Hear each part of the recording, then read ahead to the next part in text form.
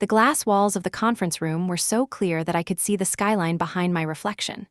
The towers outside glimmered like indifferent witnesses, watching another quiet execution in the heart of Durnell Global. The air conditioning hummed a little too cold, carrying that faint metallic scent that made everything feel sterile, as if emotions were something the ventilation system could filter out. Richard Blaine sat at the head of the table, fingers steepled, the portrait of composure. His tie was the same dark navy he wore to every firing I had ever witnessed. To his left was Carla Mendez, her perfume crisp, citrus and ironed silk, the smell of a woman who believed empathy was inefficient. Bryce Vaughn leaned back in his chair, spinning a stylus between his fingers while pretending to read a document on his tablet. The glow of the screen painted his face a pale blue. I caught the faint reflection of my own outline there, small, steady, waiting. "Ms. Walters," Richard began, his voice carrying that shallow calm of corporate mercy, "thank you for joining us on short notice." I smiled slightly. I did not think I had a choice. Carla crossed one leg over the other, her stilettos making a faint click that echoed against the marble floor. "This is not personal, Oakley, you understand that." "Of course," I said, "it never is." That was the rhythm of their rituals. First, the softening language, then the blade. I could already see the folder resting beside Richard's laptop, beige with a red corner tab, human resources paperwork. I had signed enough of them as an approver to recognize the shape of my own ending. "The company is entering a new phase," Richard continued. "After Victor's passing, the board has reviewed all departments for alignment with our strategic direction." Bryce spoke for the first time, not looking up, which means efficiency, streamlining, evolution. He loved words that disguised cruelty as progress. He had used the same tone when he shut down the research wing last year. I remembered the interns crying in the elevator as the doors closed. Carla folded her hands, rehearsed sympathy in her eyes. "Your department will be absorbed under operations, effective immediately." There it was. The guillotine fell with elegance. I kept my expression neutral, letting the silence stretch long enough to make them uncomfortable. In moments like that, silence becomes a mirror. It shows people who they really are. Richard glanced down at his watch. Bryce's stylus stopped spinning. Carla's foot tapped once, twice. I almost pitied them for how predictable they were. Finally, I reached for the folder. My name printed on the front in a clean serif font, OAKLEEWALTRS, Strategic Planning Director. Inside were the usual remnants of a corporate eulogy, non-disclosure agreement, severance calculation, COBRA coverage, acknowledgement of return for all company property. I skimmed the pages, more for theater than necessity. At the last line, there was a blank for my signature. I closed the folder gently and placed it back on the table. "Do you want me to sign it now?" I asked. "Or should I wait until you decide what to do with my projects?" Bryce raised an eyebrow. "There will not be any projects, Oakley. Strategic planning is being restructured." "Restructured," I repeated, nodding slowly. "Yes, that is one word for it." Carla shifted, her chair creaking slightly. "We appreciate everything you have done. Victor often spoke highly of your work." That name again, Victor. It fell into the room like an echo no one wanted to acknowledge. I met her gaze. "Yes," I said softly. He had a habit of seeing value where others did not. Richard cleared his throat. "You have 30 minutes to collect your belongings. Security will assist you. Please understand this decision was not made lightly." "I am sure it was," I replied. "You are nothing if not deliberate." That earned a small twitch from Bryce's mouth, not a smile, more like irritation hidden behind professionalism. He stood, signaling the meeting was over. Richard extended a hand I did not take. Carla murmured something about future references and goodwill. I nodded to none of them and walked out. The hallway outside was lined with glass offices, each one a small aquarium of people pretending not to notice me. Some lifted their eyes, then quickly looked away. Others offered those faint smiles that always appear when someone else's career dies quietly. It was not malice, just survival. In my office, the window faced north toward the river. The light was gray, the kind that makes everything look honest. My desk was neat. A single fern, a framed photograph from last year's summit, and a paperweight Victor once gave me, a small globe with a fracture running through its center. "It reminds me that every empire breaks differently," he had said. I picked it up, feeling the smooth crack beneath my thumb. The world inside was suspended, the continents floating in frozen glass. I packed my things slowly. No rush now. A ceramic mug, a fountain pen, the notebook filled with sketches of strategies no one would ever read. As I closed the last drawer, I caught sight of a sticky note on the inside panel, faded by time. My own handwriting. Trust is just a slower form of leverage. The elevator ride down was quiet except for the distant murmur of voices. 2 security guards waited by the lobby doors. I recognized both Darren and May. Good people, caught in someone else's order. Darren looked uneasy, like a man apologizing without words. "Do we need to escort you to your car, Ms. Walters?" he asked. "No," I said. "I know the way." I handed over my badge. May took it gently, her eyes flicking up once, curious, as if she wanted to ask if the rumors were true, that I had been Victor's favorite, his confidant, maybe more. I offered her the same calm smile I had worn in the conference room, the kind that closes doors quietly instead of slamming them. Outside, the air was damp, the clouds low and swollen. The city smelled of rain and exhaust. I walked through the underground lot, heels striking the concrete like a metronome counting down the end of something. At my car, I paused, my phone buzzed, one message, unknown number. "The documents are ready. Lockbox 17. I read it twice. The letters seemed to pulse under the dim light. I did not need to wonder who sent it. Only one person used that signature, EQ. I slid into the driver's seat, the silence folding around me like armor. My reflection in the rearview mirror was steady. Composed, I started the engine and whispered into the hum of the car, "They think this is over." Then I drove into the rain. The rain thickened as I crossed the bridge out of the business district. The streetlights blurred into long white threads on the windshield. Each drop felt heavy, deliberate, as if the sky itself understood ceremony, endings needed weather. I took the west exit toward Lakeshore Avenue, where the First National Bank's private vaults sat behind walls of marble and security guards who pretended discretion was a virtue. It was where Victor conducted everything that mattered, away from the eyes of the board. The attendant recognized me. He tried to smile, but his expression flickered with unease. "Good morning, Ms. Walters. Are you here for access to a box?" "Yes," I said, placing the small key on the counter. 17. He checked the record, then nodded. "You are authorized. Would you like a private viewing room?" "Always." The room was cold, the walls painted in soft gray. On the table, a small brass tray waited. The guard set the box there and left me alone. The sound of the door closing behind me was softer than breath. For a long moment, I just stood and looked at it, the narrow rectangle of brushed steel, the weight of decisions sealed inside. My fingers hesitated before turning the key. A click, then another. The lid opened with a sigh. Inside was a plain envelope, unmarked except for my name written in Victor's handwriting. The ink had faded slightly at the edges. Beneath it, a USB drive wrapped in a black ribbon. The smell of old paper rose faintly, dry and clinical. I opened the envelope carefully. Legal documents, notarized signatures, transfer of ownership clauses, all there. 51% of Durnell Global Holdings transferred to Oakley Walters, effective 3 days before the date of Victor's death. My heart did not leap. It slowed. There was also a handwritten note. Short, precise. "If you are reading this, it means the wolves have come to feed. Do not waste your energy fighting them head-on. The empire must survive, and survival is a quieter art. You will know what to do when the time comes." VD, for a moment I could almost hear his voice, that gravel-soft tone that always carried a trace of amusement. Victor had taught me how to hide power in plain sight, how to make truth look like a mistake. He used to say, "You cannot beat corruption by purity, you beat it by patience." I plugged the USB drive into the small monitor on the table. The screen flickered once and came alive. Victor appeared there, thinner than I remembered, the hospital gown stark against the white sheets. The oxygen monitor beeped softly beside him. "Oakley," he said, voice rasping but steady, "if you are watching this, I assume the vultures are already circling. Blaine, Mendez, Vaughn, they will not stop until they strip everything. I could not protect the company forever, but I could protect its conscience. That is you." He paused, breathing shallowly. "They will call you ruthless. Let them. They called me worse. Just remember what I told you, the quiet ones build kingdoms that noise cannot destroy." He smiled faintly, then the video ended, the screen fading to black. I sat there in the dim light, the hum of the vault filling the silence. My reflection shimmered faintly against the metal surface of the table. For the first time that day, my hands trembled just once before I steadied them.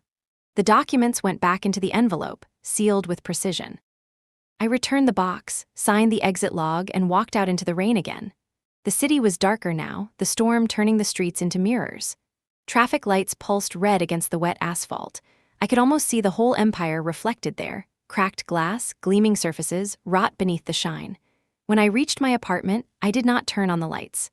I dropped the envelope onto the kitchen table and stood at the window, watching the water crawl down the glass. Somewhere across the city, Bryce and the others were probably celebrating their new direction. They would be drinking to the end of the old guard, to freedom, to control. They thought Victor's legacy was a company. They were wrong.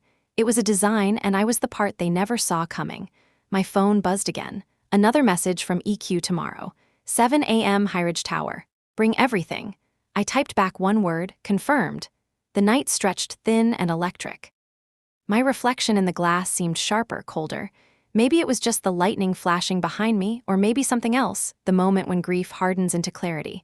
I whispered to the empty room, let them think they have won. They will show me who they are when they believe I am gone. The city outside pulsed with life. Inside, a plan began to breathe. Tomorrow, I would start building the end of them. I did not sleep much. The kind of night that moves like a slow river, quiet on the surface and heavy beneath. I left before sunrise and drove through streets that looked rinsed clean. The storm had passed, but the city still held its breath.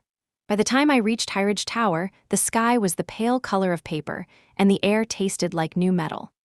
Elara Quinn's office was a wedge of glass at the 42nd floor, the kind of view that made even powerful people feel small. She stood with her back to me, hair pinned, one hand braced against the window frame as if the skyline were a chessboard she planned to tilt. When she turned, the movement was unhurried and exact. You brought everything, she said. I placed the envelope on the table and then the USB. I brought the future, and the proof that it exists. Elara did not smile, but something shifted in her eyes. Approval maybe, or calculation. She wore a dark suit that fit like armor and a watch without numbers. She poured coffee from a narrow carafe and pushed a cup across the table. It was strong and clean and tasted like decisions. Start from the moment you left the building, she said. I told her about the message, the vault, the note in Victor's handwriting, the video.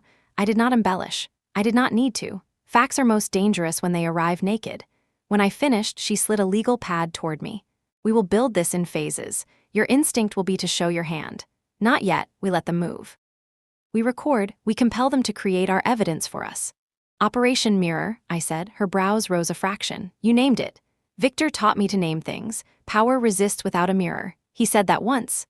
Elara nodded as if that confirmed something she already guessed. She drew a clean line down the page and began to list names. Richard Blaine, Carla Mendez, Bryce Vaughn, a second column for their feeders and fixers, a third for possible allies. Each name was a wire in a net she could already see tightening. For Blaine, we follow the old money. Foundations, family trusts, the charities that launder reputations. He believes in legacies, that vanity leaves paper. Her pen tapped once. For Mendez, we watch the numbers. She believes in momentum. Momentum can be faked, but it always leaves a rhythm we can break. For Vaughn, we watch the face he shows the world. Social accounts. Private messages on company time. He wants to be adored. Men who need a crowd are careless with doors. I watched her strategize and felt that quiet click in my chest that happens when two gears meet. A recognition. This was how Victor used to speak late at night when the building had emptied and the city hummed beyond his office like a buried engine. He would pour tea and set a page between us and ask me to map who would move first if he stopped breathing tomorrow. Elara lifted the envelope and stepped to a scanner built into the cabinet wall. She fed each page through, then sealed the originals in a fireproof pouch and placed them in a second safe I had not noticed when I walked in. Layers. She never kept one copy of anything in one place. I respected that. You will not contact anyone at Durnell, she said. Not friends, not loyalists. If they are loyal, they will reach for you on their own. When they do, you will not answer from your phone. We will set up a clean line. She pressed a button on her desk, and an assistant appeared with a small black case. Inside were two new phones already provisioned, a laptop with a fresh build, and a slim recorder the size of a silver lighter. The assistant left without a word. New identity for everything that moves across a wire, Elara said. Your apartment stays the same for now. You are not in retreat. You are simply invisible. I powered on the laptop and felt the steady calm that comes with good tools. Lara slid a folder toward me. Inside were a judge's preliminary remarks from a similar case, press contacts who still valued truth more than speed, and a calendar template with empty blocks for the next 30 days titled simply Phase 1. There is one more thing, she said. I have a favor owed by a small newsroom that the big outlets pretend not to read. They are read by everyone who matters. When this begins, we will feed them a single detail and let it bloom in a corner they do not watch. I thought of Bryce and his love for staged announcements. He will not see it until it is a wave. Good, Alara said. Let him surf his own failure. She studied me for a moment, and her face changed from the precise mask of a lawyer to the alert interest of a scientist who has found a pattern. Why did Victor choose you? Tell me the version that is not polite. I looked at the city. The river cut a gray vein through the buildings. A train crossed a bridge that looked too thin to hold it. I was the only one who did not try to be him, I said. He built, I measured. He liked that I did not worship. He liked that I corrected him in private and defended him in public. He told me that building without doubt is just expansion without a soul. Alara set down her pen. And what do you want? Not the answer you would give to a committee. The answer you would whisper to this glass if it could keep a secret. I took a breath. I want the company he imagined to exist in a form the law cannot break. I want the board to learn what accountability feels like. And I want to end this so cleanly that no one can pretend it was an accident. Alara's mouth curved by a degree. Good, clean endings are a public service. She opened a second drawer and took out a stack of printed reports. You will enjoy these. 5 years of financial filings. I have marked entries that smell like theater. Inflated consulting fees. Vendor contracts with cousins of cousins. Shell companies that appear for 1 year and vanish. It is not elegant theft. It is sloppy. Sloppy people do not realize how loud their footprints are. I sat and read while the city brightened. The numbers told a story anyone could learn to hear. Invoice services that doubled near quarter ends. Travel expenses formatted to hide names behind codes. Sponsorships routed through a third party that held a mailbox in a building with no tenants. I traced the flows with a pencil and felt something like grief. Not for them, not for the thieves, but for the time stolen from the people who actually built things inside those walls. Alara watched me read. Do not mistake this for a moral crusade, she said. We will use the law because the law is a machine with teeth. But machines do not care about right and wrong. They care about input. We will feed it information until it bites. I closed the report. Then we start with Vaughn. He is the loudest gear. She nodded. Agreed. I have a whisper that he is courting a foreign buyer for the AI division. If he believes you are gone, he accelerates. He wants to show the board that he can move faster without Victor's shadow. We will arrange a small leak to encourage his confidence. Who leaks? A person he thinks loves him. Men like him always collect that kind of person. The door opened again, and her assistant returned with a small tray. 2 phones, each in a simple case. 2 numbers written on clean white cards. The assistant also placed a short stack of non-disclosure agreements on the edge of the table, as if the air in this room required signatures to stay. Alara handed me one of the phones. This is for the people who do not need to know your name. The other is for me. Do not invert them. I slid both into my bag beside the envelope and the globe paperweight that I had brought without thinking. Alara noticed it and tilted her head. Sentimental, she said. Functional, I said. It reminds me that things break at their weakest line. The trick is to know where that line runs. Alara stood and the meeting shifted. She was done talking about philosophy. Now she wanted movement. You will work from here for the next few days. Suite 39 is yours. The network is clean. The printer logs are not public to the building. If you need food, ask the desk. If you need silence, ask no one. I followed her into the small adjoining room.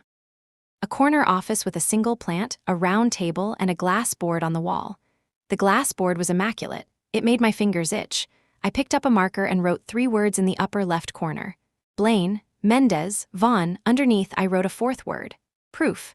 Alara watched from the doorway with that slight tilt of amusement again. You will like my forensic team, she said. They are the kind of people who smile at metadata. They will love you for keeping your receipts. I kept more than receipts, I said. 7 years of proposals that were ignored, notes from meetings they thought were invisible, photos of whiteboards erased 5 minutes later, voice memos transcribed and time-stamped. Victor called it gardening. Plant what you will need before the famine comes. Then we will harvest, Alara said. Gently at first. My new laptop chimed. A new message blinked to life on the secure account Alara had given me. The subject line was a number I recognized as a contractor code. The sender was hidden behind a generic address, but the wording told me exactly who it was. I have something you should see. He is moving faster than usual. Do you want the order forms or the call recordings first? Alara read over my shoulder without apology. Who? Someone who thought Bryce was a mentor until he learned what mentors can cost, I said. He has been waiting for a reason to stop pretending. And give him one, Alara said. But do not say your name. I typed a reply. Send both. Use the drop we discussed. Thank you. A second message arrived within a minute. A secure link. Files loaded. I clicked and the room filled with the bright and ugly light of truth. Purchase orders under a different project number that mapped to the AI division. A draft term sheet with a foreign firm whose name had shifted 3 times in as many months. An internal memo urging speed before the next audit window. It was all there, like a confession whispered into a safe that had never been locked. Alara looked almost pleased. People imagine conspiracies are complicated, she said. They are usually practical. The criminal mind is a shopping list. I leaned back and closed my eyes for a second. In the darkness behind my lids, I could still see the conference room where they fired me. The clean lines, the artificial calm. It felt very far away now, not like a wound. More like a door I had already walked through and locked behind me. When do we file? I asked. Not yet, Alara said. We watch the weekend burn. Monday morning is a better stage. By then their mistakes will be public and the court will feel the heat when we ask for the injunction. Pressure clarifies. She paused, then added, there is one thing to remember. When this becomes loud, someone will question you. They will ask whether Victor knew absolutely everything. They will try to stain your authority with that uncertainty. Do not answer the way they expect. How do they expect me to answer? They expect defense, offer purpose. I thought of Victor in that hospital bed, the way he smiled when he said the company needed a conscience to outlive him. I thought of my own name on the envelope and how it did not thrill me, not even a little. It only steadied me. Alara gathered the documents, stacked them square, and handed me a single sheet. This is a list of people who have already reached out since you left the building. Former employees, vendors, one reporter with an honest spine. We will not meet them yet, but we will listen. I took the list and felt the weight of the day settle into a shape I could carry. Anything else? Yes, she said. Eat. The next days will blur. Bodies need ordinary things to do extraordinary work. She left me alone in the quiet of the new office. I stood at the window and watched the city wake fully. Somewhere out there, Bryce was convincing himself he had finally stepped into the light. Richard was calling donors. Carla was checking an account twice and pretending it was Prudence, each of them moving as if gravity were a story they could edit. I set the globe paperweight on the table and rolled it once beneath my palm. The fracture caught the light and split it into a thin, bright line. The weak line is the true map, Victor had said. I opened a blank document and began to write the map out loud. I worked until the edges of daylight blurred into glass. The numbers and signatures in Alara's report started to feel like a language older than speech, one that told you who someone truly was by the rhythm of their greed. At 6, I left the office. The elevator hummed down through 40 floors of quiet light. The building lobby was nearly empty except for a cleaner polishing the brass doors, moving in slow, perfect circles. Outside, the rain had thinned to mist. It clung to the cars, to my hair, to the idea that anything could ever really stay clean. I walked to the cafe across the street and sat in the corner booth where Victor used to meet me when he wanted to talk off record. The waitress didn't recognize me. That was good. I ordered nothing but water. The condensation traced a circle on the table while I scrolled through the files Alara's team had just uploaded. Emails, meeting summaries, digital ghosts of conversations that should have vanished. I read one twice, Bryce promising quick liquidation of Durnell's AI division to a buyer listed as Crimson Technologies HK. The file metadata showed it had been modified at midnight, the day Victor died. A second file contained a voice note, Bryce's voice, smooth and proud. The old man's gone. The girls' department is next. By next quarter, we'll be free to move real capital. He said girl, not director. That was how they always saw me. I forwarded the evidence to the encrypted drive and closed my laptop. My reflection in the dark window looked like a stranger I had been waiting to become. When I returned to my apartment, the hallway smelled of rain and new paint. I turned the key, entered the silence, and set the envelope from the bank beside the lamp. The city lights outside carved stripes across the floor. For the first time since the funeral, I let myself take off my shoes and sit still. Victor's globe paperweight lay on the table. I rolled it in my hands. The crack caught the light again, sharp as a memory. I thought of the night he called me to the hospital, the faint hum of machines, his hand on mine. They will bury truth in paperwork, he had said. So make paperwork your weapon. The memory steadied me. I powered on the secure laptop again. The screen glowed soft blue in the dim apartment. The cursor blinked like a heartbeat. I began a document titled Phase 1, Mirror. Objective, observe and confirm internal instability. Tactics: controlled leaks, timing manipulation, and silent documentation. Endgame: force exposure through their own arrogance. I typed each line slowly, aware that every word might one day be read in court or history. At midnight, a message arrived on the secure line. No greeting, just text. He's meeting them tonight. Private suite, Raven Hotel. The sender was the same contact who had sent me the earlier files. I hesitated. Alara would tell me to wait, to let him trap himself with paperwork. But sometimes truth needs to be seen to be believed. I grabbed my coat, tucked the small recorder into the pocket, and left. The Raven Hotel sat 3 blocks from the river, a glass tower pretending to be discreet. In the lobby, the pianist played a slow jazz tune that made everything feel like pretense. I took the service elevator to the 17th floor. The hallway smelled of lilies and disinfectant. Suite 1709's door was slightly open. I heard voices, Bryce's low drawl and another man, accented English. I pressed the recorder on, slid it beneath the gap, and crouched beside the wall. 40 million, the man said. 42, Bryce corrected. And you get the patents. The staff will follow whoever signs their paychecks. Your board agrees? They will. I run them now. A pause, a glass clinked. Bryce laughed softly. The girl's out, fired this morning. She'll be too busy updating her resume to notice what's gone. My pulse slowed until I could feel each beat. I let the recording run another minute, then retrieved it and walked away. In the elevator mirror, I caught my reflection again. Calm, focused, I almost smiled. By the time I reached the street, the sky had begun to lighten, dawn slipping in behind the clouds like a thief. I sent the audio file to Alara with a single line: he just sold us to ghosts. Her reply came almost instantly. Perfect. Now we have proof of intent. Let them celebrate their victory. We move Monday. I leaned against the cold glass of a bus shelter and closed my eyes. Somewhere above me, Bryce was probably raising another toast, imagining himself untouchable. He never understood that what ends a kingdom is rarely war. It is a quiet witness with a perfect recording. I walked home through the thinning rain. The city smelled of wet concrete and new beginnings. When I reached my door, I placed the recorder beside the envelope and the cracked globe, 3 small objects that could reshape an empire. Victor once told me that justice rarely arrives with sirens. It arrives like morning, soft, inevitable, and too bright to look at directly. Tomorrow, the light would start breaking through. Highridge felt different on the second day. The same scent of polished stone, the same quiet carpets that turned footsteps into secrets. But the building had shifted inside my mind. Yesterday it was a refuge, today it was a command post. Alara was already at the glass board when I arrived. She had drawn 3 clean columns with a ruler. At the top of each she had written a name in careful ink. Blaine, Mendez, Vaughn. Under each name she had begun a list of habits, not crimes. The habits were more valuable. Habits are the doors that crimes walk through. She did not turn when I entered. She spoke to the reflection of me in the glass. You did not sleep. I slept enough, I said. The recorder did not. She nodded once. Good, we will not rush the audio. We will package it at the right temperature. We sat. She slid a legal pad toward me and a pen that felt heavier than it looked. The pad already held a title. Phase 1, beneath it 3 verbs: watch, collect, encourage. Encourage, I said. Alara tapped the word with the tip of her pen. A gentle pressure here and there, a leak that flatters a man into speeding up. A question that makes a woman double down on her least defensible choice. People reveal their shape when you move the air around them. She opened a folder and revealed a simple map of the company network, not the technical kind, the human kind. Circles of influence overlapping.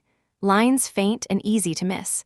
You could see where a donation breakfast touched a vendor contract, where a golf partner knocked into a new hire, where a cousin on a school board pulled a string that looked like luck. We build a diary, Alara said. Time-stamped and calm. If the court asks a month from now what happened, the answer should read like the weather report, undeniable and boring. I reached for the marker and began to add notes to the glass. Bryce's meetings by hotel and hour. Carla's monthly transfers that always happened 2 days before earnings calls. Blaine's habit of visiting a charity office on afternoons when the market dipped. I wrote each line with a steady hand and felt the room collect itself around the pattern. Alara watched me write. You make tidy lines, she said. Tidy lines are easy to cut when the time comes. She opened her laptop and a live panel of messages flickered into view. Contacts, tips, people who had been waiting a long time for a line to call. She filtered them with quick decisions. This one we acknowledge in a week. This one now. This one goes to the folder called Noise. She turned one screen toward me. A vendor who had been forced to accept a penalty clause that did not exist in any other contract. The amount was small, the principle was not. We need small, Alara said. Small builds trust faster than explosive. The court believes a stack of little truths more than one big firework. I sent a thank you to the vendor from the clean account. No promises, only the phrase, "we hear you." Alara approved the wording with a small nod. By 10, the forensics team had joined on a secure line. 3 faces in 3 boxes. A woman with a streak of silver in her hair and the amused eyes of someone who enjoyed puzzles. A man who barely spoke, his screen filled with code that moved like rain. A third person who never turned on a camera and identified themselves only by a first name that was probably not a first name. They took the audio. They took the documents. They took copies of the files that I had pulled over years, labeled as travel notes, labeled as culture plans, labeled as anything except what they were. The silver-haired woman smiled without showing teeth. "You are disciplined, Ms. Walters," she said. "Most people collect chaos. You collected evidence." "Victor liked gardens," I said. "He taught me to plant early." "And now we water," she replied. We ended the call and Alara swung the glass door shut until it whispered into place. Room felt closer. She poured water into 2 short glasses and set one in front of me. "Now the judge," she said. "Her clerk will not take our call today because it is Friday and people who manage power believe in timing. We will take the call on Monday when the market opens and a few loud headlines make everyone perform seriousness. Until then, we do not knock on the door. We build a reason for the door to open itself." "Headlines," I said. 2, Alara replied. "One about governance. One about culture. Neither about you. You enter later as the adult voice that explains the storm without sounding pleased that it rains." She handed me a short list of reporters. Some I knew, some I had only read. Each had written something brave enough to make someone important angry. She had circled 3 names. "You will not speak to them," she said. "Not yet. An old colleague will speak to them. His story will not mention you. It will mention the feeling inside Durnell since Victor died. Confusion. Strange phone calls, the sense that the board is asset hunting rather than future building. Who is the colleague? A person who can afford to be brave because we can keep him safe," she said. "He does not owe you a favor. He owes Victor a promise." I let the room be quiet for a moment, the hum of the air system, the faint thread of music from an office 2 floors below, a siren far away that did not belong to me yet. "Alara," I said, "how many times have you done this?" She folded her hands. "Enough to know that people rarely ruin a company because they are evil. They ruin it because they are small. Small people cannot hold large machines steady, so the machines break. I work for people who know the size of their hands." It was not praise, but it settled under my ribs like it belonged there. The secure phone vibrated. A single line from an address I did not recognize. It contained a photograph of a whiteboard taken from a slight angle. I enlarged it. The title read AI Divestiture Timeline. Beneath it, dates and arrows that ran straight through next quarter and into a final box labeled Clean Exit. In the corner, someone had drawn a small face with crossed-out eyes. Someone else had written a joke beside it. The joke was not funny. "Where did this come from?" Alara asked. "A janitor who hates waste," I said. He once watched a team throw away 12 laptops still in their wrappers because a design executive changed the brand he wanted displayed on his shelf. He never forgot it. Compensation. I paid his wife's medical bill last year and told him not to thank me. He paid me back today. I looked at the time stamp. 2 hours ago, he must have cleaned the room after they left. "Good," Alara said. "We will not use his name, ever." We added the photo to the diary. Alara wrote a neat description. Date, location, camera model, angle, even the reflection of someone's shoulder in the glass. She did not call it evidence. She called it observation. She was careful with words, so as I at noon she pushed a menu across the desk. "Eat," she said. "Pick anything." I ordered a simple bowl and a small tea. While we waited, we reviewed the calendar that would carry us to Monday.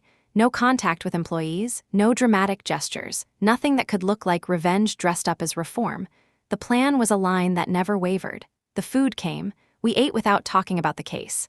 Normal conversation by design. Books. The way the river looked in winter. The only museum in the city that still felt like surprise.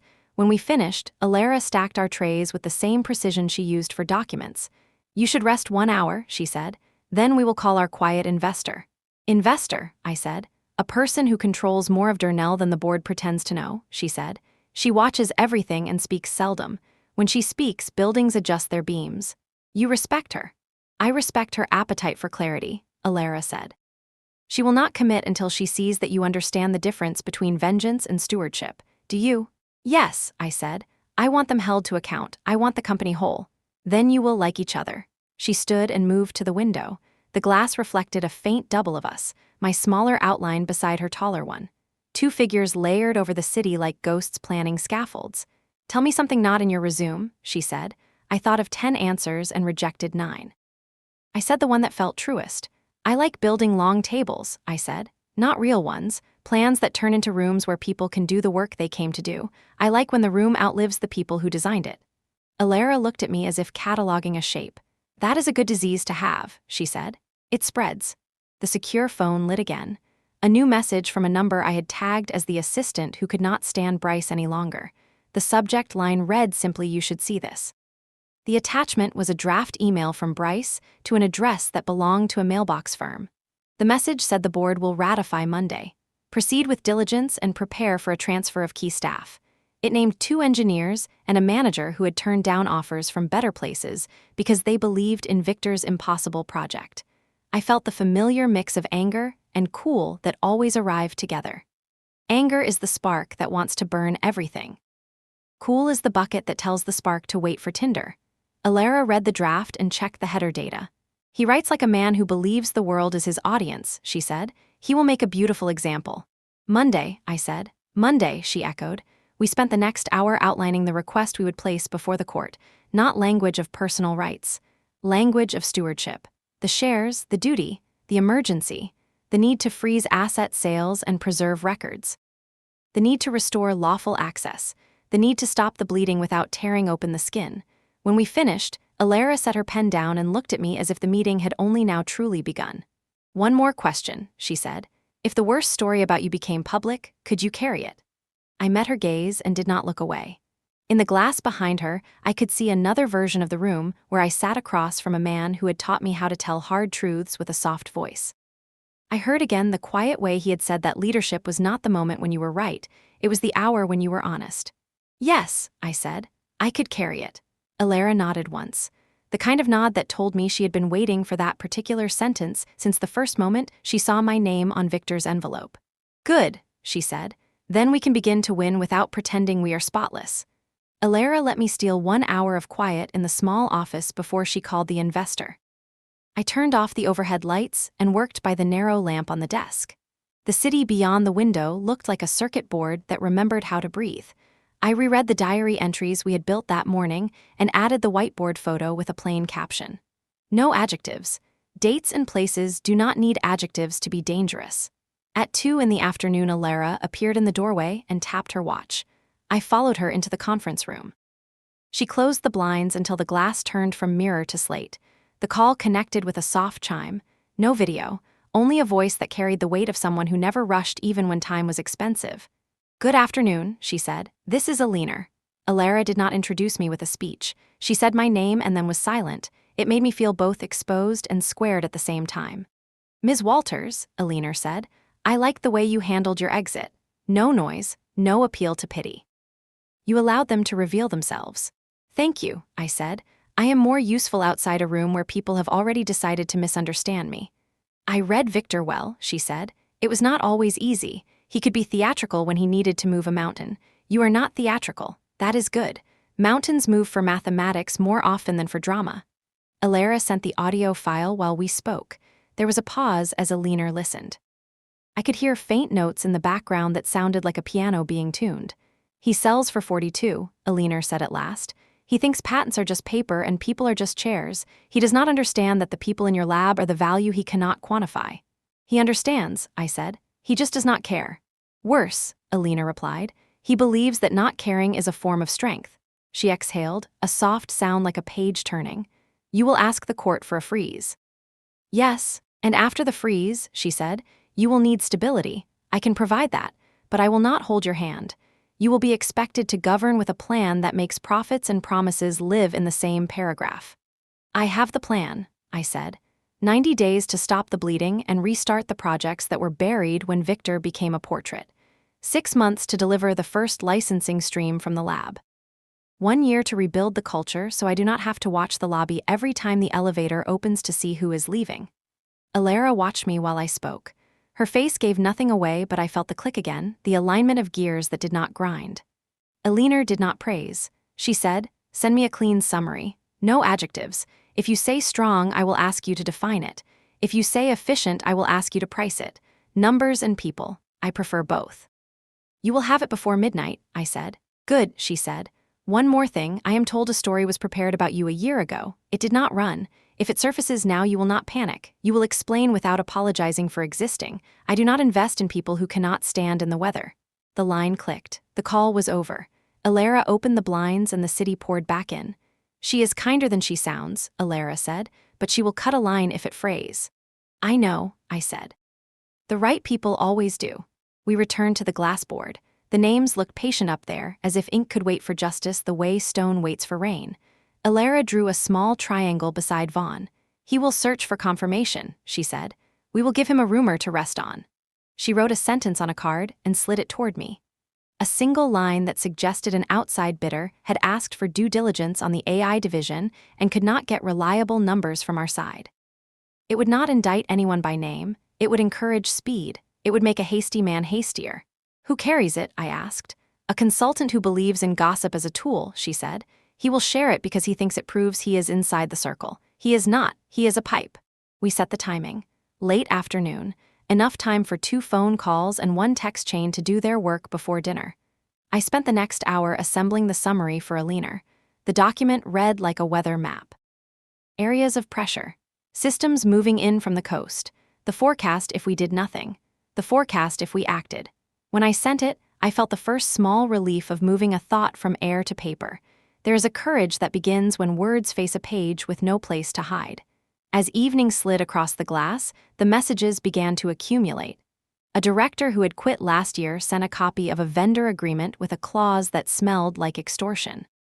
A junior analyst forwarded calendar screenshots that placed Bryce in 3 meetings that violated the pretense of a neutral process. A senior engineer from the lab sent me a single line that made my throat tight.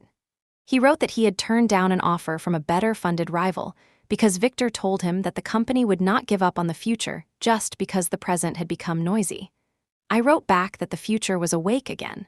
I did not sign my name. Alara returned with tea and stood in front of the glass board like a teacher ending the day. "You have done well," she said. "Now you must get used to the part that feels like drowning.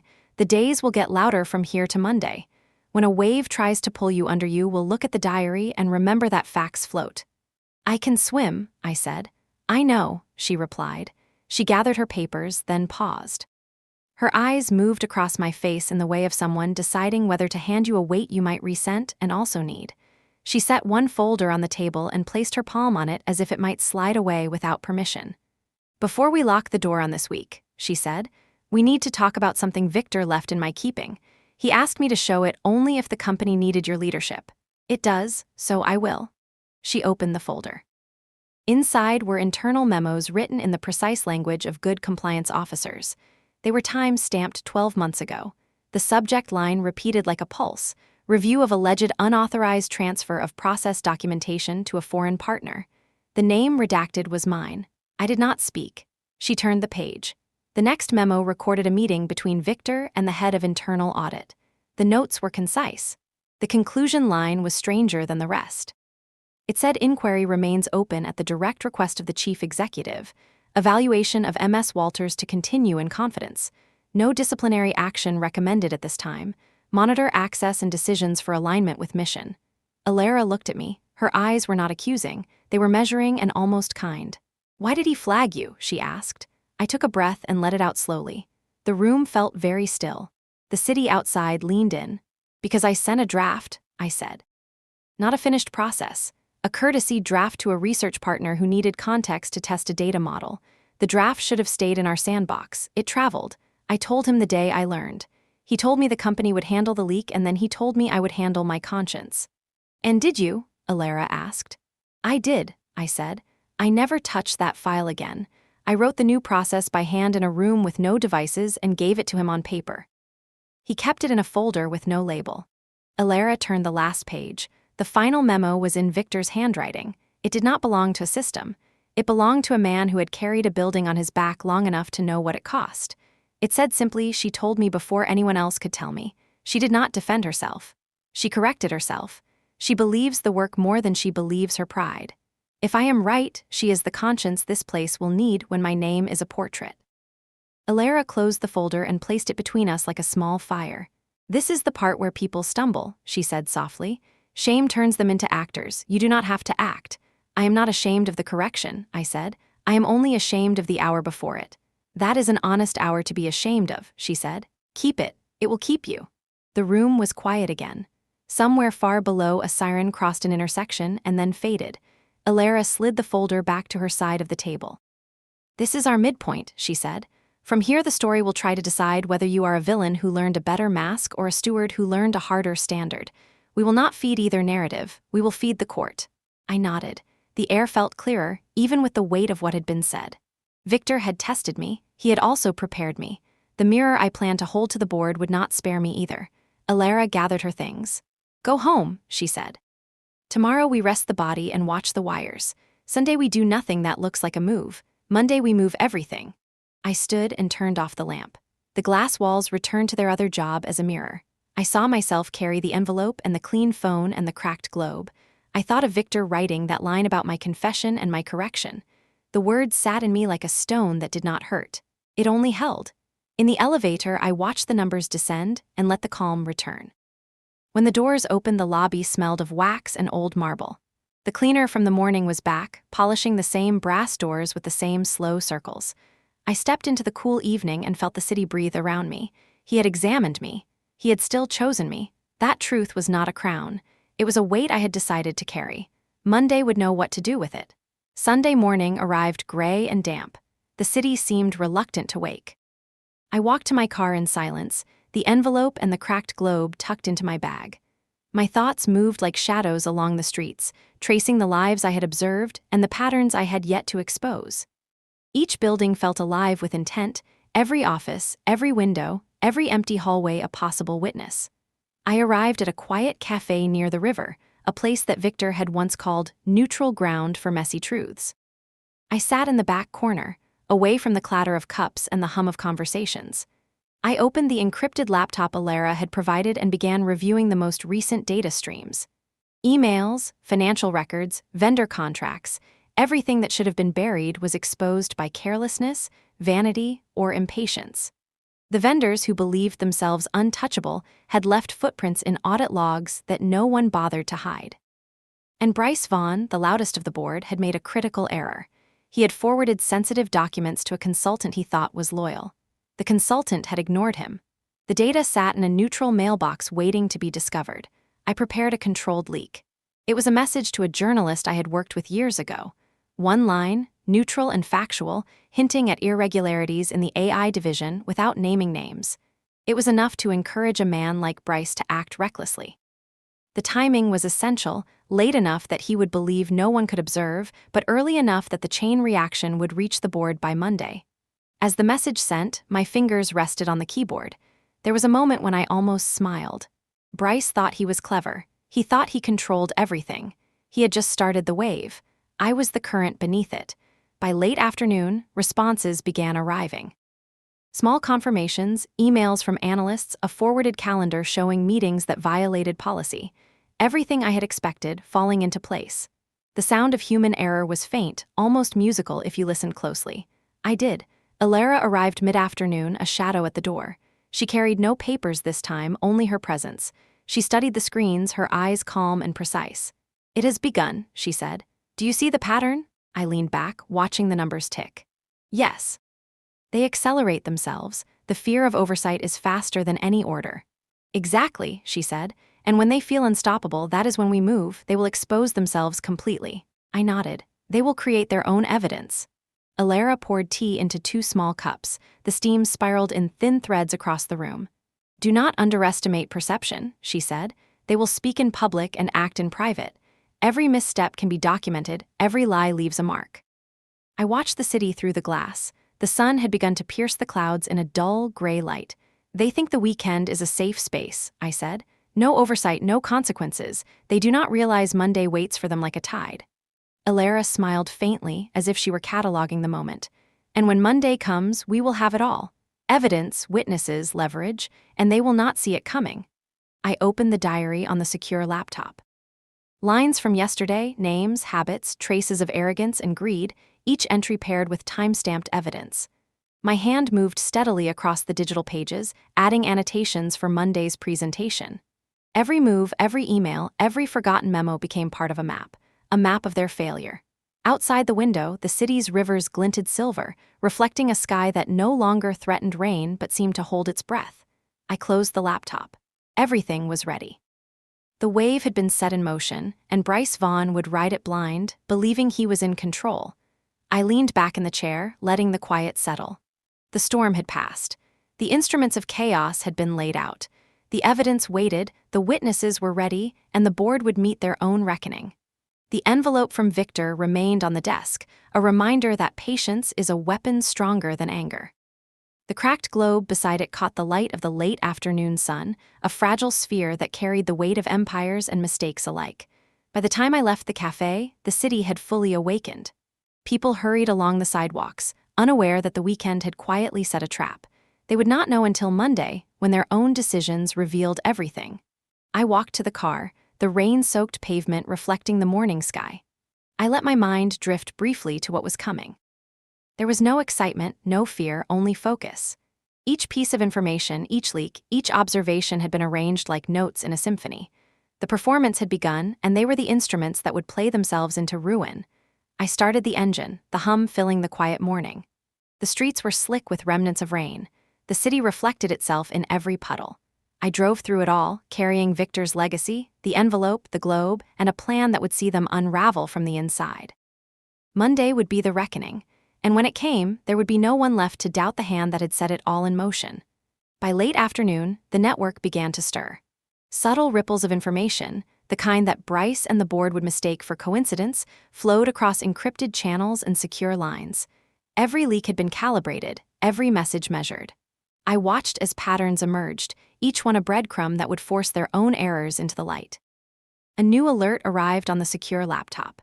An insider in the AI division had forwarded internal correspondence, detailing a planned sale that Bryce had believed was invisible. His own arrogance had ensured that the transaction was traceable in 3 different digital channels. It was elegant in its simplicity. Men like Bryce always left themselves exposed while imagining everyone else blind. I smiled faintly. "They think they move in secret," I said. Alara did not respond. She was already scanning the incoming threads, her eyes tracing lines I would not have noticed for hours. She tapped a name and nodded. "Vaughn's pride is our current, we ride it." I took a sip of tea and leaned back. "He will accelerate now, thinking the path is clear." "The best mistakes are self-inflicted," Alara said. "No one suspects when they believe they act alone." The hours passed quietly. The cafe emptied. Outside, clouds gathered as if the city itself waited to witness the unfolding. The recordings and emails stacked themselves in my secure drive like bricks for a wall no one would see until it collapsed.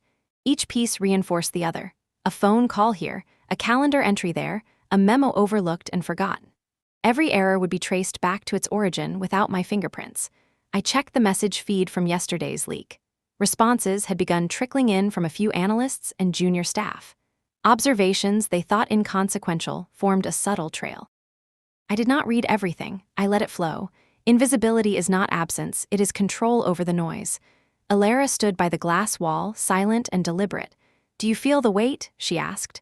"Yes," I said. "It is lighter than it should be. They have already done half the work for me." She nodded. "That is the point. You do not force them. You watch and they write the story themselves." We reviewed the recordings from the hotel meeting the night before. Bryce's voice, confident and oblivious, repeated every error and misstep. Every boast became proof of his disregard, every casual reference to my supposed absence documented. I did not need to intervene, I only needed to wait. The sun began to lower in the sky, throwing long shadows across the room. I looked at the envelope on the desk. Victor's handwriting remained sharp in my memory. He had known what would be required. He had prepared me for patience, for observation, for precision. I opened a blank file and began a timeline for Monday. Hour by hour, the movements of the board, the consultants, the journalists, the vendors, everything fell into place. The document was clean, objective, only facts, nothing that could be misinterpreted as emotion or vendetta. A soft chime indicated another incoming message. It contained the final confirmation. Bryce had scheduled an unsanctioned conference call with an external partner outside the knowledge of the board. The AI division's sale was proceeding as he believed. The line was open, the trap set. I leaned back and let my gaze wander to the glass wall. The city reflected itself, distorted by the condensation. Men like Bryce had always thought themselves puppeteers. I had simply arranged the strings. Alara poured 2 cups of tea. "Eat," she said. "A body prepared is sharper than a mind that is hungry." I nodded. The tea was hot and bitter, grounding me. Outside, the first shadows of evening fell across the streets. They would be celebrating a victory they had already lost, unaware that the evidence and observation were complete. Monday would arrive with a reckoning written long before the week began. I returned to my apartment as night fell. The city hummed around me, lights reflecting in puddles that mirrored the sky. I placed the recorder from the hotel, the secure laptop, and the envelope together on the table. The cracked globe rested nearby, fragile yet full of promise. I sat in silence, feeling the culmination of preparation. Each action, each document, each controlled leak would converge in a moment they could not escape. Bryce, Blaine, Mendez, they would write their own confessions, stage their own errors, and think it had been clever all along. I finally allowed a small smile. The wave had begun. The current was steady. And I, as Victor had prepared me, would be the one to guide it to shore. Monday morning arrived with a cold clarity. The city seemed sharper, the light cutting through the towers like a knife. I parked a few blocks from the courthouse and walked the rest of the way, the envelope in my bag feeling heavier than its contents. Every step was deliberate, every breath measured. Today, the first act of observation became public scrutiny. The courthouse loomed, gray stone and black iron, silent but expectant. Inside, the air smelled of paper, polished floors, and faint coffee. I passed the lobby and ascended to the courtroom. The room was already filling with the usual players, reporters, clerks, and the board's legal team. They had arrived confident, a quiet arrogance masking the tension I had orchestrated. I took my seat at the table reserved for counsel and witnesses. Alara handed me a folder, not a legal brief, but a map of all the evidence and recordings compiled over the weekend. Every email, memo, phone call, and recording organized like a city blueprint. I could navigate it blindfolded. The judge entered. Her presence was calm, the kind that bends every argument into reflection. She called the court to order. The clerk adjusted microphones. Cameras clicked. I did not flinch. I did not smile. I had rehearsed this moment in silence with no one but myself and the city's reflection to judge me. Richard Blaine, seated at the defense table, looked unprepared for scrutiny. His posture betrayed the first thread of doubt. Mendez and Vaughn had their own tricks, but each would unravel because they had underestimated the quiet current building beneath their feet. The judge called for opening statements. The opposing counsel spoke with the practiced cadence of lawyers who knew rules but not consequences. They framed my ownership as a technicality, a last-minute anomaly in a company grieving its founder. Their words were neat, calculated, and deadly if believed. I waited. Alara leaned close and whispered, "Do not answer yet. Let them speak themselves." The courtroom moved through the motions. Witnesses presented spreadsheets and memoranda, yet the inconsistencies emerged, plain and unadorned. Every exaggeration, every misattributed note, every forged document we had anticipated was visible to those trained to see, and now to the judge and jury. Then came the audio. My hand rested on the recorder. A soft click, and Bryce Vaughn's voice filled the room. The tone was confident, imperious. He discussed the AI division, the supposed private negotiations, the external buyer, and the assumption that Oakley Walters was no longer in the picture. He spoke of the company as if it were property to be exchanged like chess pieces. Alara nodded at me. "Now," she said, I uploaded the first evidence file, a series of emails, memos, and financial statements that made the audio indisputable. The room shifted. Lawyers leaned forward, the judge's brow furrowed in concentration.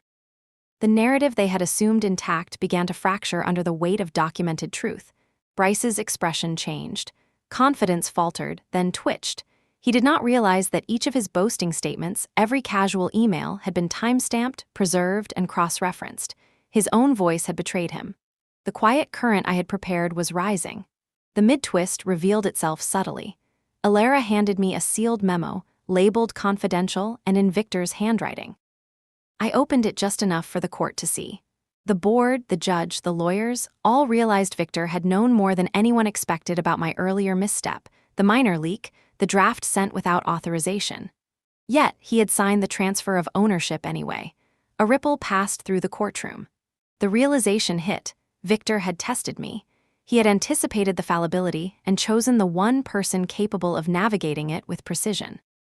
My presence, previously seen as a threat, was now legitimate, deliberate, and inescapable. Blaine's hand tightened around his papers. Mendez's eyes flickered, realizing that the evidence could not be argued away. Vaughn's jaw clenched. Each of them understood in that instant that they had underestimated not only me, but the founder who had prepared me to inherit the conscience of the company. I did not speak. I let the evidence, the recordings, the memos, and the timeline do the talking. My calm presence was enough. Silence had always been my ally. Today, it became the verdict before words were spoken. The judge studied the documents, then looked at each board member in turn. The tension was thick enough to taste. Everyone knew the wave was here. They had built it themselves over months of arrogance and oversight. Now, the current carried them to its inevitable conclusion. Alara leaned closer again, whispering in my ear, "Watch, they will try to shift blame. They will try to cast you as opportunistic. Do not respond.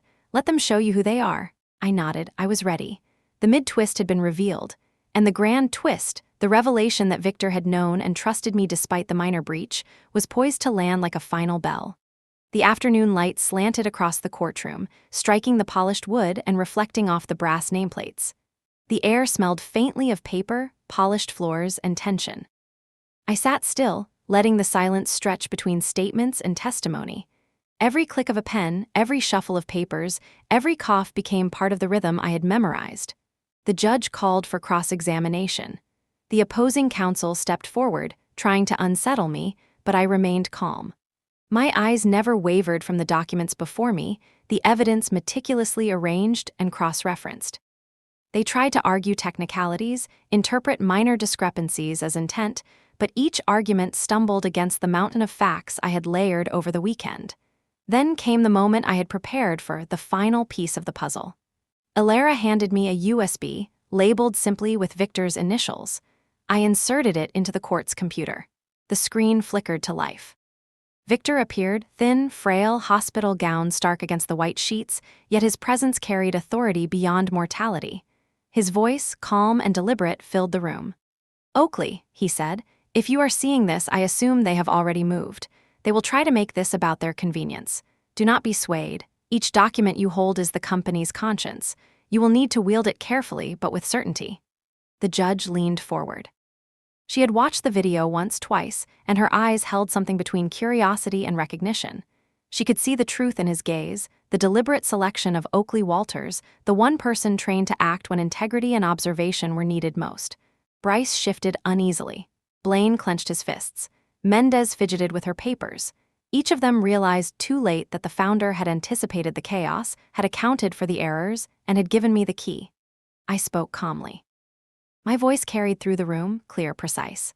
"Your Honors, the transfer of shares was not an accident, nor was it intended to create disruption.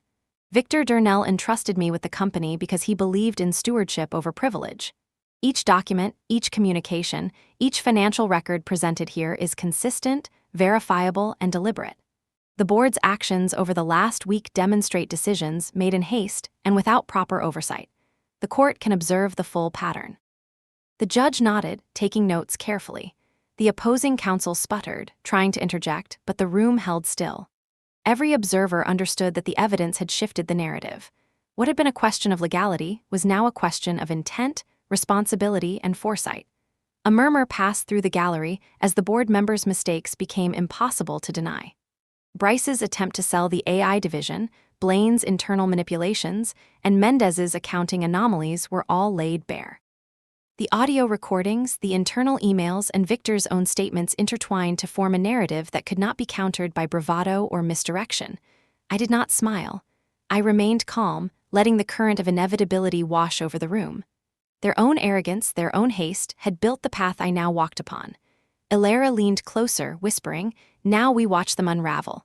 Let the court observe. Do not add a word more than necessary." I nodded. My hands rested lightly on the folder before me. Every line of text, every time-stamped memo, every recording had been arranged to reveal itself naturally. They had woven their own confessions. I was merely the observer, the catalyst, and the executor of consequence. Minutes passed, each one stretching with deliberate weight. The judge reviewed each piece, the gallery remained silent, and the board members shifted uncomfortably in their seats. They could not argue against what was documented, and the testimony had been set to speak for itself. Finally, the judge addressed the courtroom. Her tone was deliberate, precise.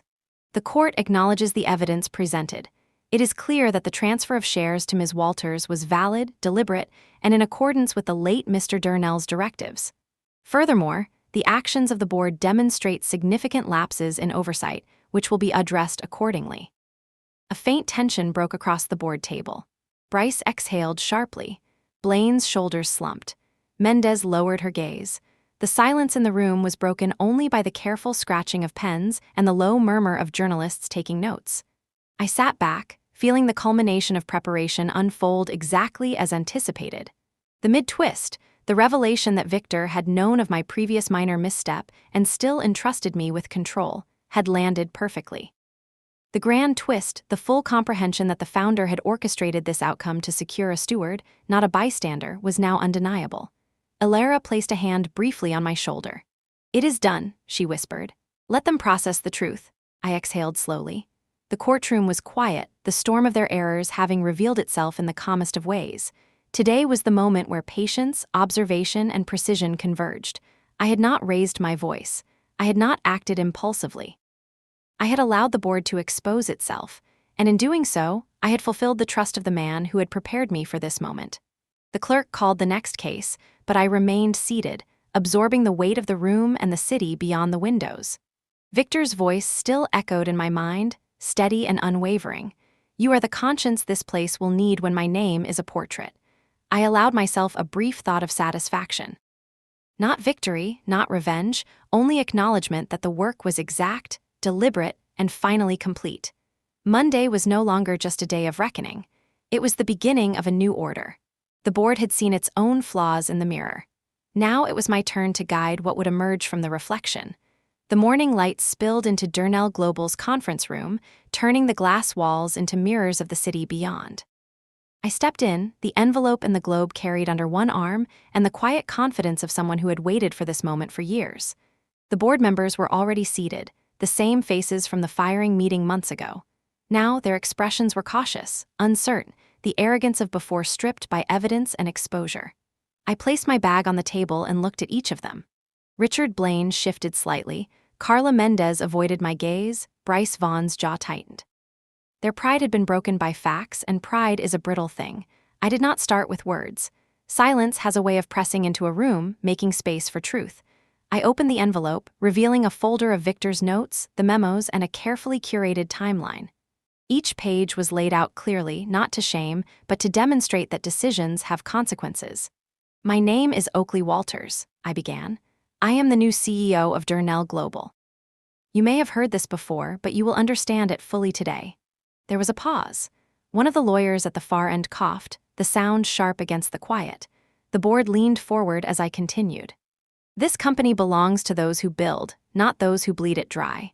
The documents you see before you detail actions taken in the absence of oversight, transactions made for personal gain, and a failure to protect the company you swore to steward." I placed the first memo on the table, letting the line of text speak for itself, dates, times, and evidence of unauthorized actions. Each of these documents is verifiable, time-stamped, and confirmed. You may see your own decisions laid bare. Blaine's hands clenched. "Oakley, this is a misinterpretation." I held up a finger. "No, it is not interpretation. It is record. You believed you could act while I was absent. You thought the girl who was fired would not see, would not measure, would not respond. You were wrong." Mendez's shoulders tightened. Vaughn stared at me, the confidence of months ago evaporated into doubt. Each of them had contributed to the current state, and now each was forced to confront it in public. I walked to the whiteboard at the end of the room and began placing files in chronological order, marking connections, tracing errors, highlighting misstatements. The room fell silent, each member watching as their own actions created a narrative they could not deny. "Elara's team has prepared this summary to show cause, not revenge," I said. "We are not here to humiliate, we are here to restore proper stewardship. But restoration requires clarity. Accountability is not optional." A faint tremor passed over Blaine's face. This is excessive." I looked at him directly. No, it is precise. Every misstep documented. Every error traceable. Every opportunity to correct ignored. That is all. Vaughn finally spoke, a low voice that betrayed both defiance and fear. Oakley, you cannot enforce this. I held up the second folder. It contained the evidence of his planned sale to a foreign partner, the AI division he thought was invisible. I can enforce it, I said, because the law supports what is right, because the founder trusted me, and because your own actions have confirmed the record. You will comply, or the consequences will follow naturally. Room held still. Silence pressed against the walls like a weight. I could feel the current of understanding settle across each face. Their own arrogance had been their undoing, and now I was the lens through which they would be judged. I gestured to the files again.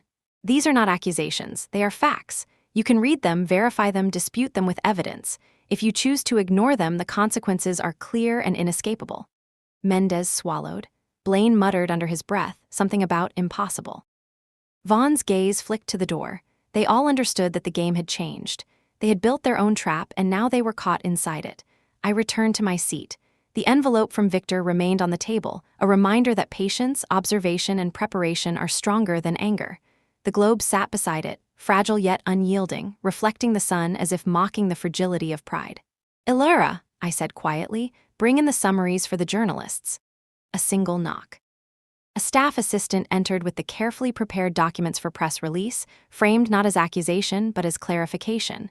The board would see their own errors laid bare to the public without a single exaggeration. The press would report what was true, and the truth was uncompromising. Blaine's hand trembled slightly. "Oakley, this," I stood and looked at him, then at each member in turn. "You mistook my silence for weakness. It was calculation. You thought absence meant vulnerability. You were wrong." The silence that followed was deafening. They had expected confrontation. They had expected temper.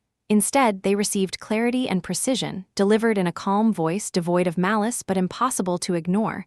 I let the moment settle. Monday had delivered its verdict, not through anger, not through vengeance, but through evidence and the inevitability of truth. Illyra placed a hand on the envelope, a small gesture of acknowledgement. "The tide is ours," she said softly. "Yes," I whispered, more to myself than to her. "The tide is ours." By mid-afternoon, the boardroom had settled into a tense stillness. I walked slowly around the table, each step deliberate, eyes scanning faces I had once shared offices with, projects with, and meetings I had endured in silence. Now the room recognized the weight of observation. "Illyra," I said, "prepare the presentation for the shareholders. Every timeline, every memo, every recording, lay it out as a single narrative. No adjectives, no embellishment, just facts." She nodded, her movements precise. Within minutes, the documents were projected on the large screen at the front of the room. The board members leaned forward instinctively. The spreadsheets, emails, internal communications, and audio logs formed a web they could not escape. Each misstep was documented, every unauthorized action traceable. The room felt heavier with each passing second. "I will speak," I said, and the sound of my voice cut through the quiet. "Victor Durnell entrusted this company to those who build, not to those who bleed it dry. These documents represent your choices. They were yours to make. Yet you acted without oversight, without prudence, without the conscience the company deserved." Blaine swallowed hard. Mendez's eyes flicked between the screen and her hands.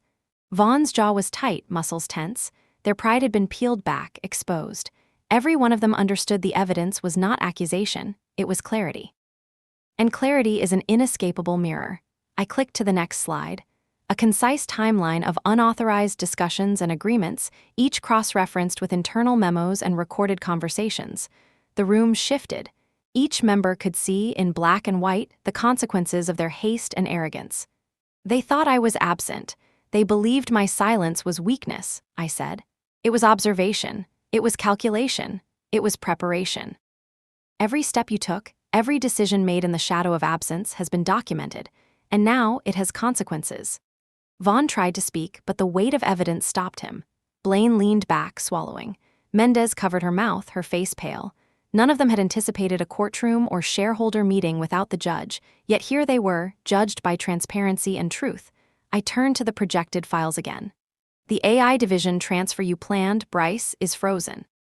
Any further action outside board-sanctioned processes will be considered null and subject to review by legal and federal authorities. Blaine and Mendez, your internal manipulations will also be evaluated. Each act you believed hidden has been logged, documented, and timestamped. A long pause followed. Then a hand trembled over a page. Blaine, Vaughn's gaze darted across the screen, searching for loopholes that did not exist. Mendez swallowed. They were caught in a reflection they had created themselves. I moved to the front of the room and placed the envelope on the table. Victor's handwriting gleamed from the top page. He knew the risks of choosing a steward who could observe and act, and yet he trusted me. I will honor that trust by ensuring this company survives with integrity. The staff assistant entered silently, delivering the prepared press documents. These were factual, non-accusatory, a timeline of actions and decisions for shareholders and media. I glanced at Alara. She nodded. The documents were accurate, unavoidable. They would spread the truth and no one could distort it. I looked at the board one final time. You mistook silence for weakness. You will not make that mistake again. We will proceed with restoration, not vengeance. And we will rebuild what was left in disorder, using truth as our compass. Each face registered understanding, fear, and resignation in different measures. This was not triumph in anger. This was triumph in precision, preparation, and clarity. The shareholders' representatives arrived. The projected documents guided the discussion. No one could dispute the evidence. Each argument, each hesitation, reinforced the authority that had been quietly established. The room became a controlled environment of accountability. I returned to my seat.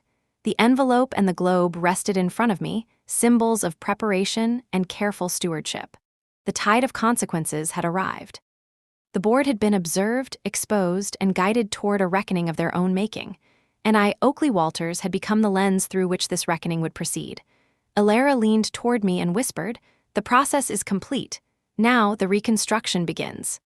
I exhaled slowly, allowing the quiet to settle. The city beyond the glass reflected off my eyes. Everything was in motion. Everything was under control. And at last, the company belonged to those who understood the weight of responsibility, not the fleeting comfort of power. 3 months had passed since the courtroom, yet the memory of that day remained sharp, like the first light of morning cutting through glass. Durnell Global was no longer the company I had inherited. It was the company I had rebuilt. Each department, each project, each line of code, each team meeting had been restructured with precision, integrity, and the vigilance that Victor had instilled in me long ago. I walked through the main floor, observing the employees as they moved with purpose. The hum of the office felt different now, clean, measured, alive. People who had once considered themselves disposable now carried pride in their work. They understood that the company's foundation had changed, that leadership was no longer about presence but about principle, no longer about fear but about clarity. A message pinged on the secure laptop Alara had set up for me. It was from Alina Hale, my investor contact who had watched silently as I orchestrated the court case.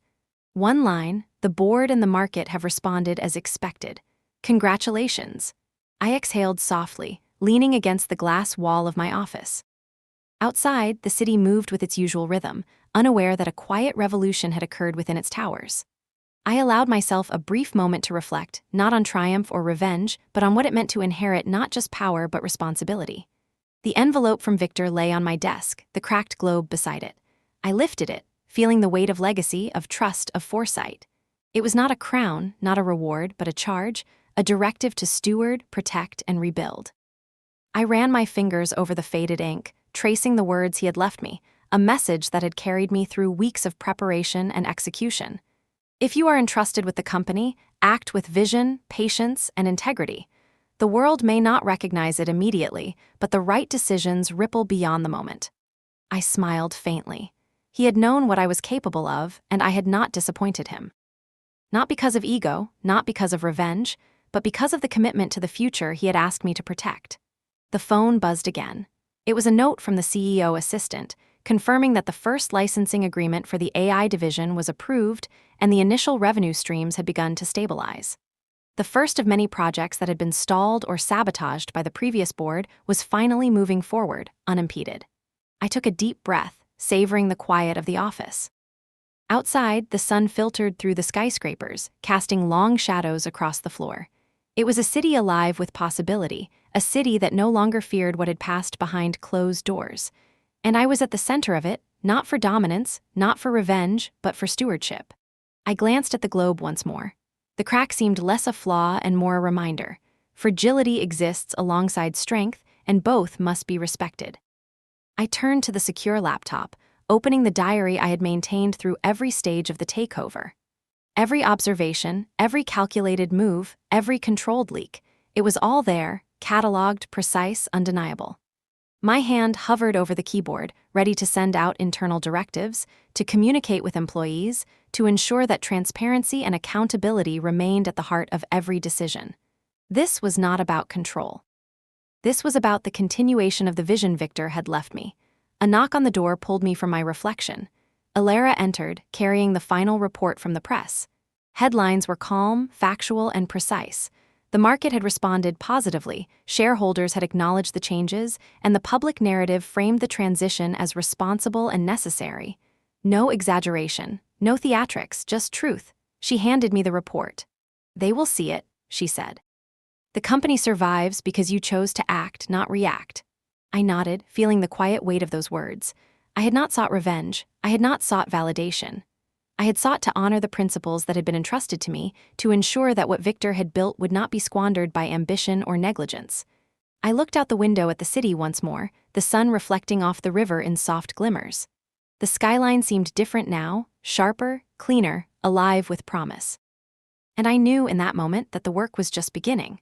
The legacy was not merely in survival, but in the continuous care and vigilance required to nurture it.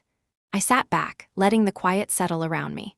The world outside moved on as it always does, but within the walls of Durnell Global, a new era had begun, one of clarity, responsibility, and enduring vision, and I, Oakley Walters, would guide it. Evening settled over the city, softening the edges of the towers with a golden haze. I remained in my office, the hum of the ventilation system blending with the faint click of keyboards and murmurs from the floor below. The employees moved differently now, purpose in their steps and confidence in their eyes. They had seen leadership not as a title, but as a responsibility fulfilled. I opened an email from Victor's widow. A single line, simple, yet weighted with meaning. "He trusted you more than anyone, not because you were loyal, but because you were brave." I read it twice, letting the words sink in. There was no pride in them, only clarity. Victor had known the measure of courage it would take to navigate the aftermath, and I had lived up to it, not perfectly, not without hesitation, but decisively. The cracked globe caught the late sunlight and threw fractured reflections across the room. Each shard of light reminded me of the fragility that accompanies authority and of the precision needed to wield it. I picked it up and rolled it gently beneath my palm, feeling the weight of choices, consequences, and responsibility. The final press report lay open on my desk. Headlines were measured, factual, and precise. They documented the board's errors, the legal transfer of authority, and the positive steps already taken to restore the company. There was no embellishment, no dramatization, just truth and enough light for shareholders and employees to see that clarity and integrity now guided the company. I leaned back in my chair and let myself breathe. The quiet was not empty, it was full of possibility. Each decision I had made, every calculated step through the week of observation and evidence gathering, had built a foundation stronger than any fear or greed could destabilize. I thought of the employees whose small acts of honesty and courage had supported the larger plan, the junior analysts who sent me documentation without expectation of recognition, the silent consultants who had positioned themselves as witnesses, the vendors who provided data without realizing its future significance.